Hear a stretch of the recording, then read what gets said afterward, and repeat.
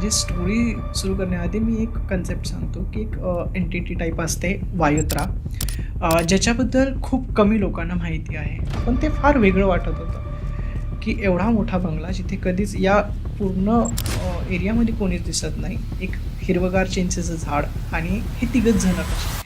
पण हे चौघं जणं मला असे गोल थांबवून माझ्या अवतीभोवती हसत होते आणि ते पाहून मला फार विदारक वाटलं की काहीतरी भीतीदायक आहे. आणि तेवढ्यात एक माणूस आला, जो या चौघांमधलाही एक नव्हता. तो माणूस आला आणि त्या माणसाने काहीतरी एक बॉटलमधनं त्या मुलीच्या अंगावर ओतलं आणि तिला सांगितलं की तू ओली आहेस, इथे वाळवत राहा, गेटजवळ खेळ. ती आई जी होती त्या आईकडे तो माणूस गेला आणि तिला मारलं त्याने आणि तिच्या अंगावर रॉकेल ओतलं आणि तिला जाळतो. तर ती आई धावत आली आपल्या मुलीला वाचवायला, तसल्याच जळत अवस्थेत हातात कंगवा घेऊन.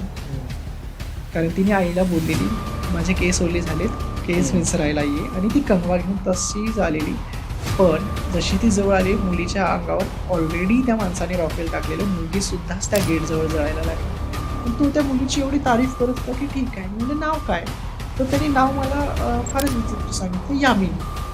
पण जेव्हा गुरुजींनी गेट डोअरला पकडणार तेव्हा गुरुजीला शॉकिंग झाली आणि त्यांना ऑफिसच्या डोअरपासून त्या स्टुडिओच्या एंडपर्यंत असं वढत नेण्यात आलं, घासत नेलं जातं त्यांना, प्रॉपर घासत.